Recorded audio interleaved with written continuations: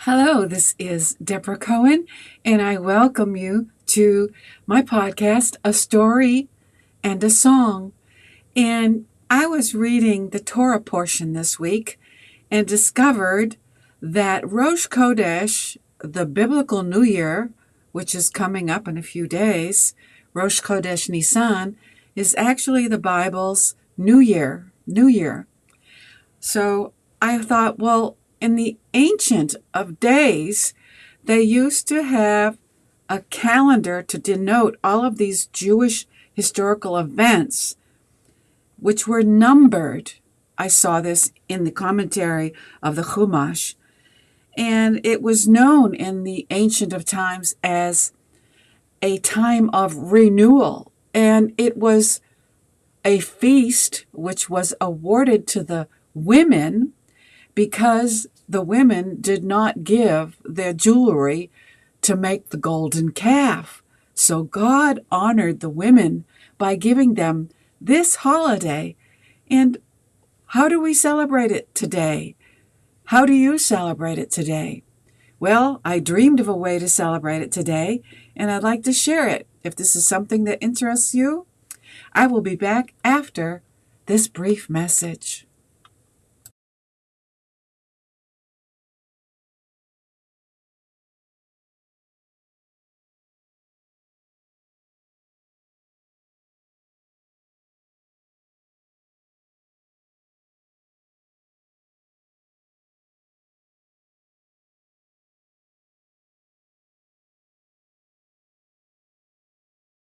לך דודי לקראת כלה, בני שבת נקבלה.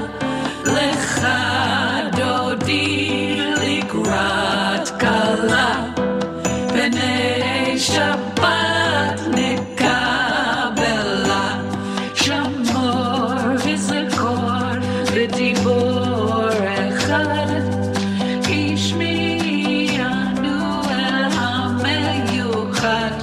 אדוני אחד ושמו אחד, לשם ותפארת ולתהילה. לך דודי לקראת כלה, בני שבת נקבלה.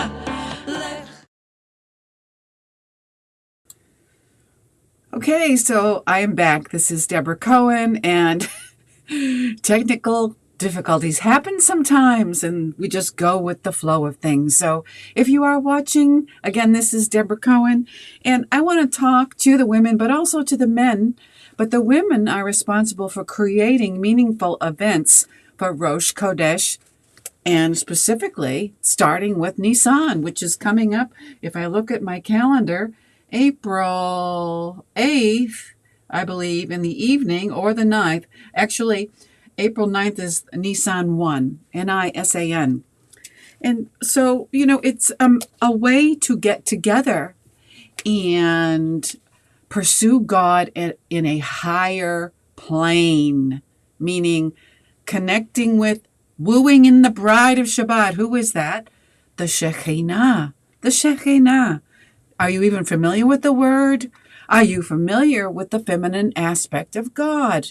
This is something to get excited about. And we can not only renew ourselves on the new moon, but also the family of God.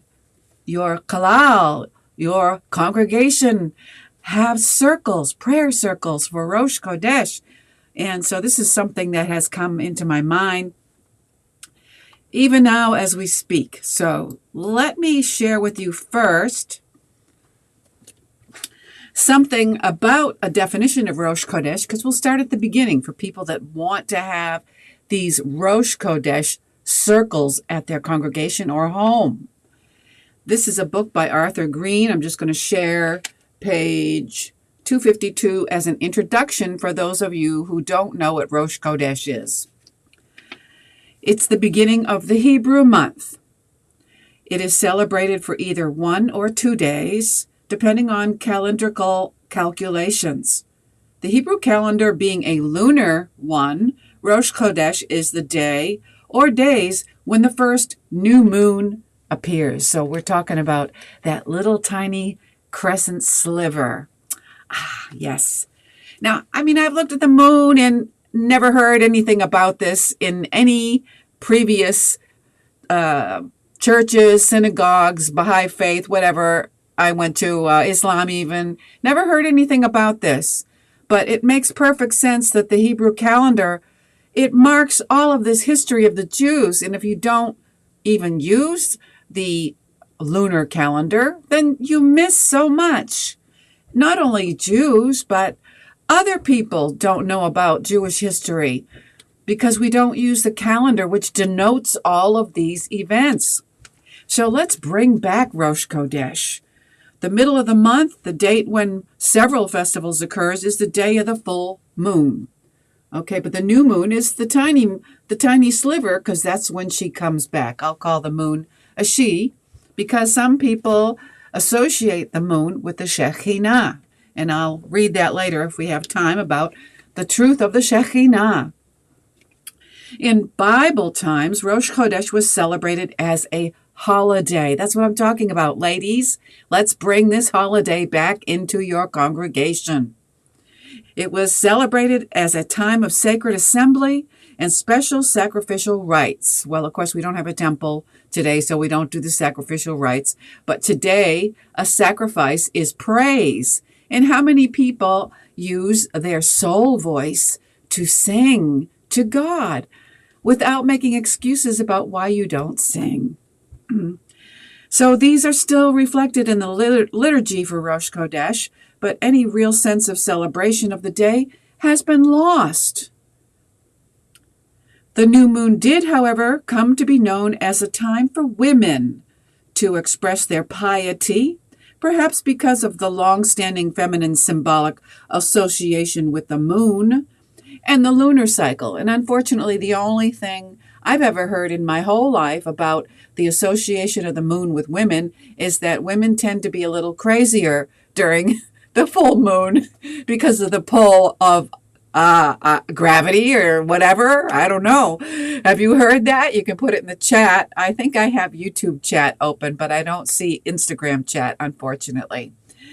Okay, so it has thus become traditional for unusually pious women to avoid work on this day. Another reason to know about this festive biblical holiday, as much as they would on any festival. Okay, I still work, but things will change as we grow. And don't you know that we're here to learn until we take our last breath? So people, each and every one of us, don't know it all. That is one of the things that makes it so exciting about learning and living. In recent years, feminist circles have adopted Rosh Chodesh as a time for special meetings and women's celebrations. Are you listening? If you're listening as a woman, listen on. The Kabbalists view the new moon as a time of relief from danger. The monthly diminishing of the moon, until it finally comes out of sight. Now, let me read that again. I'm getting so excited, I'm running ahead of myself. Excuse me, please. Okay. The monthly diminishing of the moon until it is finally out of sight recalls an ancient legend about God punishing the moon because she wanted to rule equally with the sun. Sounds like a child's book to me. The moon is taken to be the Shekhinah. The Shekhinah. The reason I sing is because I have a spiritual encounter every time I do with the Shekhinah. I don't feel the presence of the Shekhinah in a performance. That's a different thing. Entertaining people is, you may or may not still have a place with the Shekhinah, but performing becomes more about paying attention to the people that are listening in the audience than it does to singing to God. There's a big difference. And the voice that sings to God is different from the performing voice as well. Okay. The moon is taken to be Shekhinah, and her disappearance reflects her subjugation to the forces of evil. a condition that God is said to regret and mourn. The moon's reappearance at Rosh Chodesh is thus a time for rejoicing and hope for that day when she will no longer be diminished. So that's why I'm so happy, because Rosh Chodesh Nisan is coming up. The first of Nisan is Tuesday, April 9th. So mark your solar candle. Oh gosh. Hello?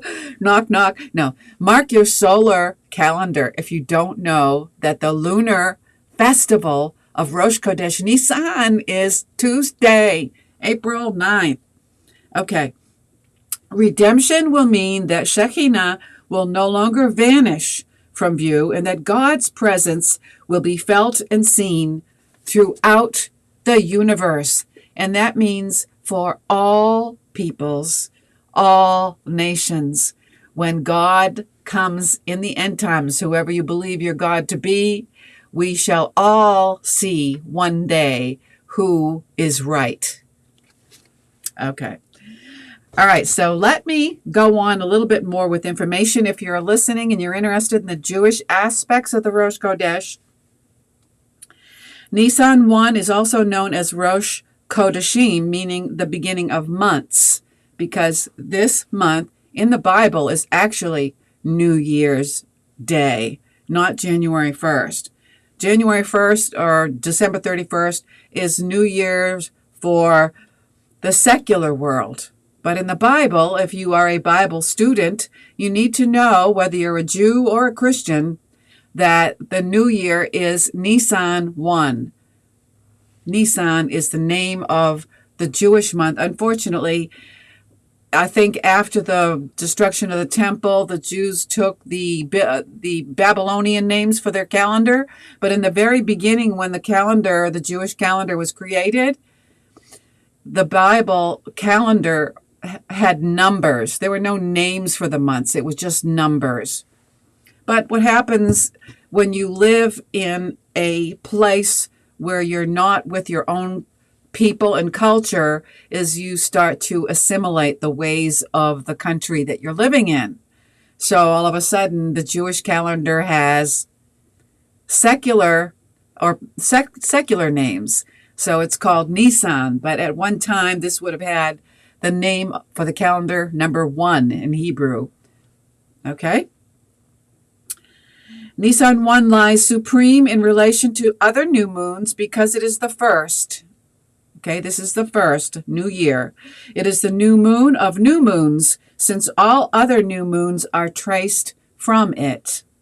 Nisan 1 is the biblical New Year's holy day, marking the beginning of the exodus of the children of Israel from Egypt. So again, like I was saying, if you don't honor the Jewish calendar, you lose the Jewish history of Israel. Another reason to have a Jewish calendar, a lunar calendar. It is also the first month used for counting the festivals of the Hebrew biblical calendar. And I'm going to read an excerpt from Exodus 12.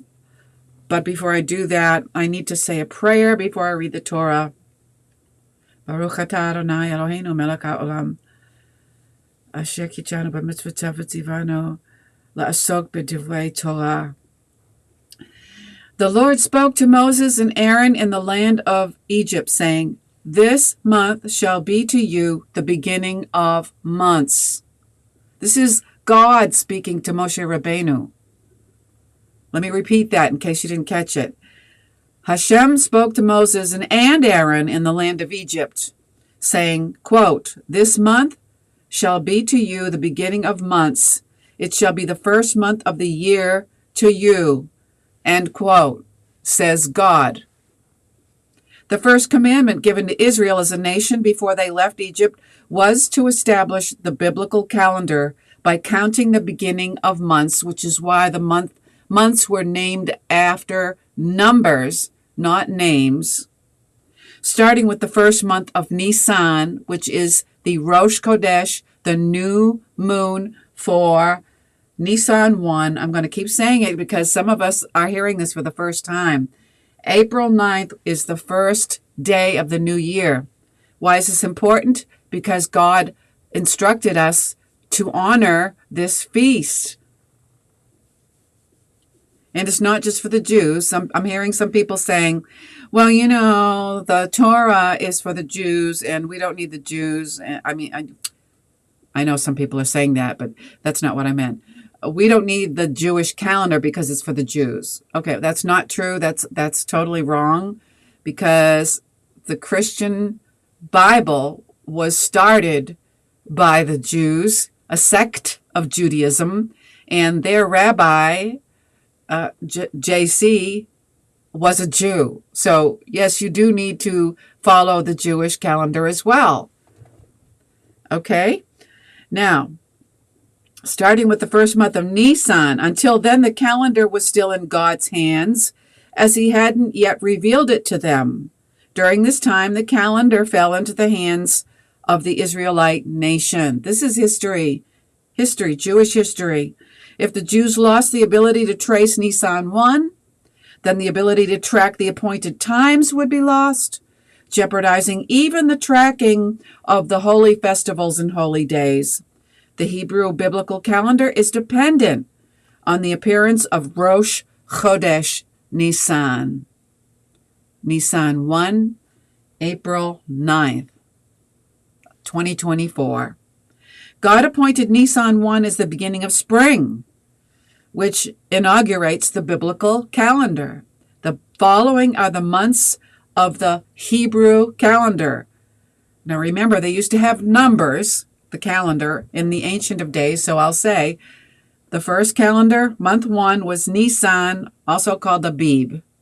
And the names are Babylonian, they're not Hebrew. 2, Iyar. The month of 3, Sivan.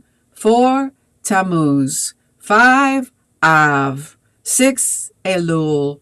7, Tishrei. 8, Chesvan. 9, Kislev. 10, Tevet. 11, Shavat. 12, Adar. And this year we had a double Adar because of the leap year, so there's Adar 2 as well. Now the name of Nisan was not the original name for the first month, as I've been saying. After the Babylonian exile, the name came upon them according to the book of Esther, chapter 3, verse 7, and Nehemiah, chapter 2, verse 1. Initially, the days of the months were known according to the sequence of their order numerically, just as the days of the week were known as the first day, the second day, and so on. They weren't known as Sunday, Monday, which are also pagan terms, pagan names that we take on when we are in the diaspora, living amongst other nations. As there are many Jews that have not been able to go back home to Israel, especially now because of the war. So we live like the people live to a degree in the land that we're in, even though we are strangers in the land. Even myself, as a stranger, I'm a stranger in the United States, even though I was born here, but my homeland, my home country is Israel. And someday I hope to be able to live there, go back home. Okay. The arrival of Rosh Chodesh Nisan serves as an indicator that Passover, one of the pilgrimage feasts mentioned in Deuteronomy 16:16, is close. So now we're getting excited with the Hebrew calendar for Pesach, Passover. We celebrate Passover on the 14th of Nisan, according to the book of Leviticus 23:5. The 14th of Nisan. Let's see when that is. It's 12th. That is the 22nd of April, 2024, the fast of the firstborn, Erev Pesach. And Pesach 1 is actually April 23rd. The command to sanctify Rosh Chodesh Nisan, the first new moon as given to Israel in Exodus 12, verse 1, shows the need to observe all new moons and holy days as revealed in the Torah. And again, the Christians will say, at least most of them that I've heard, that they don't follow the Torah because it's been fulfilled. That's not true, because their rabbi was Jewish. He honored the Torah. And we don't eliminate these feasts because God said they're eternally. They're forever. They're forever. So no person or being changes the written word of the Torah. The celebration of Rosh Chodesh Nisan honors God as the creator, master, and controller of all time.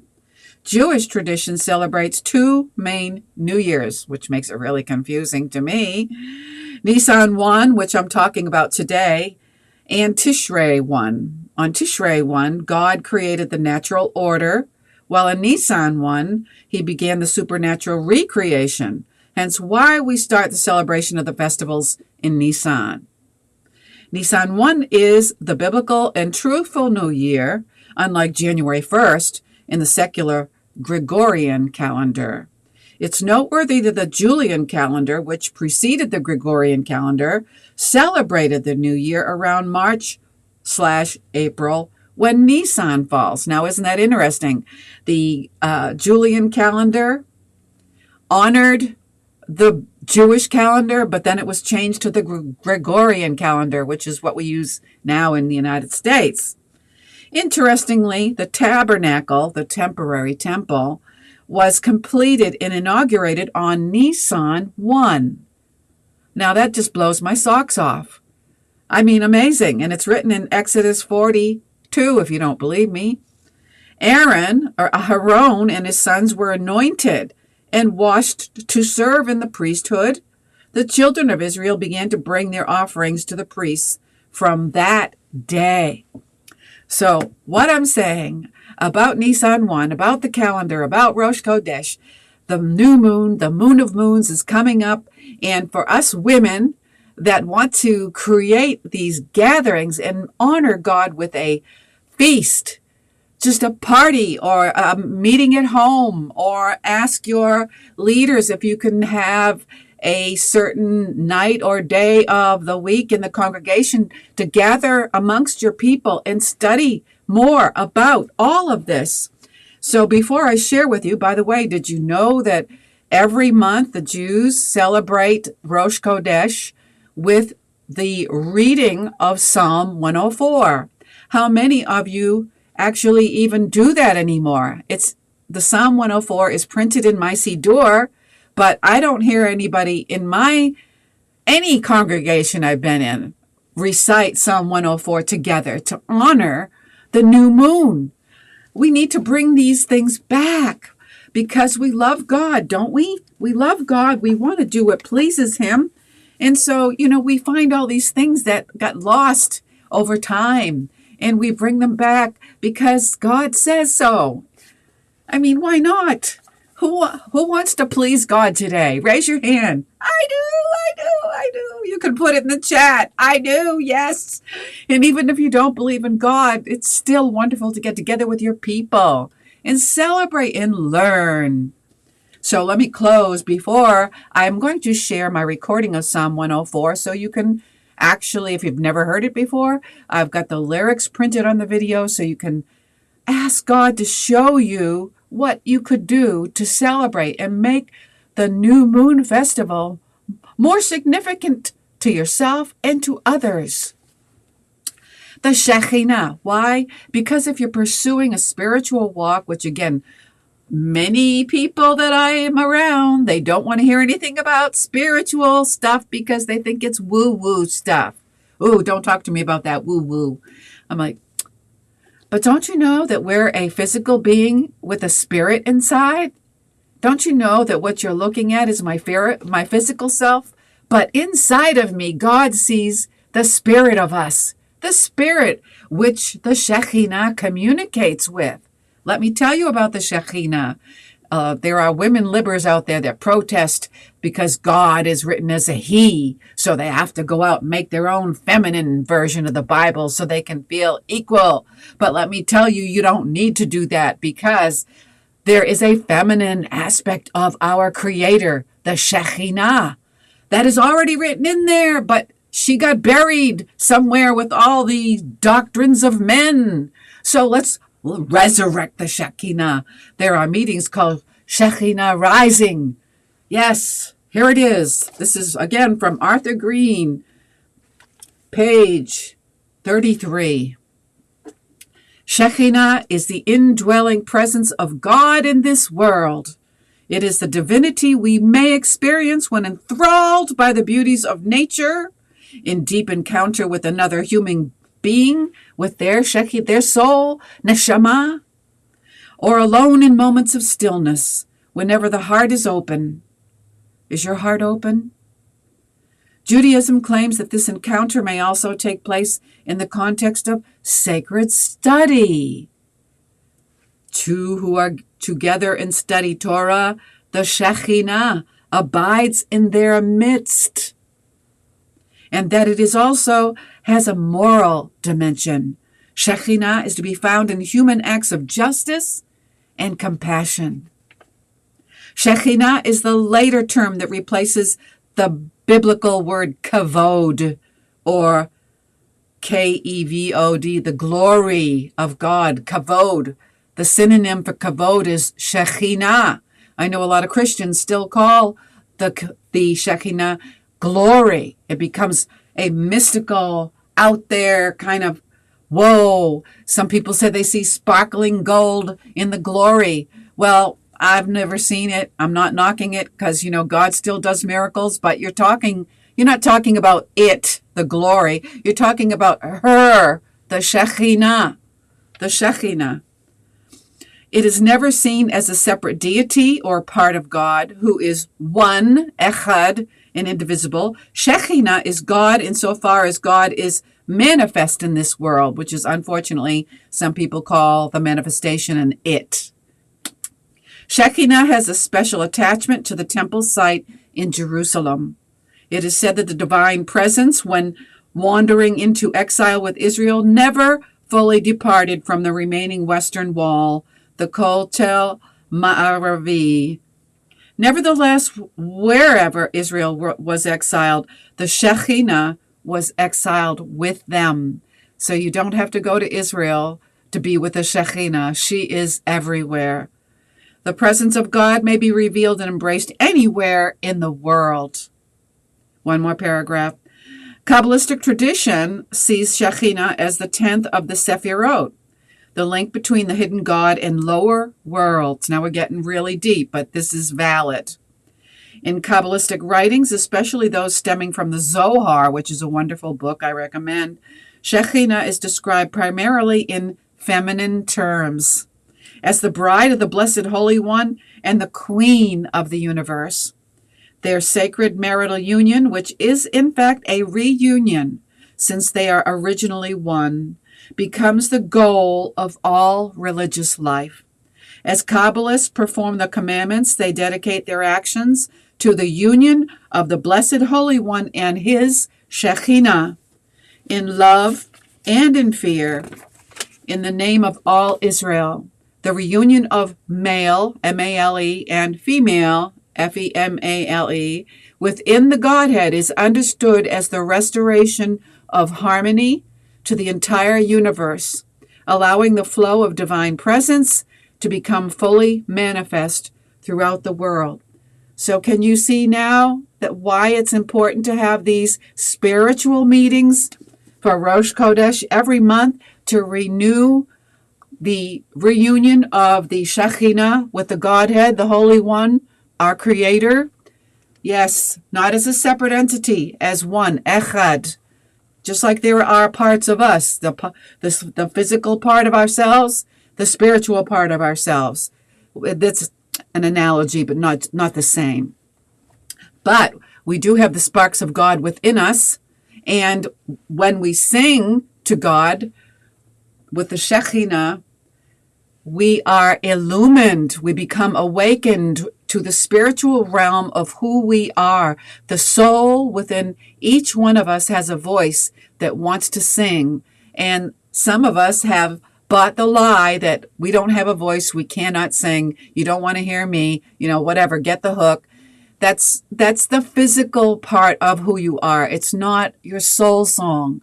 Everyone has a built-in soul song compartment in there, and you have to activate it. But if you don't know anything about it and you have no place to practice the singing of your soul, then it's dormant, shrunken, and you are more physical than spiritual. Out of balance. It's not your fault. Everybody, this is why I'm excited about these new moon meetings, ladies. I hope you heard the whole thing. If you didn't, watch the replay from the beginning. But where? Somebody said where. Okay, where? Either on my YouTube channel. The handle is at Jewish Rock. What is it? Jewish Rock Music, I think. I get that mixed up with Jewish Rock Radio. Jewish Rock Music. And on Instagram, well, it's live on Instagram, but I think that's where it's in the archive. Sorry, I just switched. I used to be Twitch, but I switched, and now I'm YouTube and IG. So anyway, okay, so let's listen to Psalm 104. And this is my recording, but I want you to pay attention to the words and see if you can maybe close your eyes in your mental TV and imagine after what you just heard, what would be the picture of you honoring Nisan 1, the biblical New Year, and subsequent lunar months for God, to please God. Thank you for listening, and I hope that you will share this with somebody, and that I'll see you again next week at 11:30 a.m. Eastern Time for a story and a song.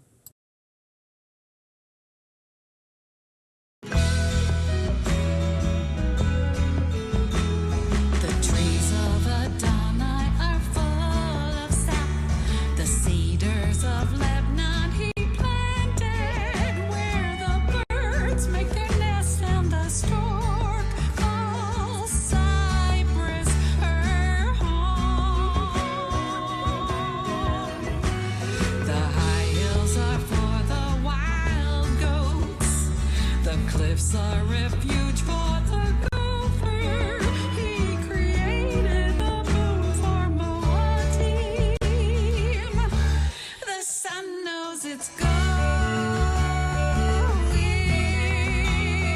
down. Adonai, how manifold are your works.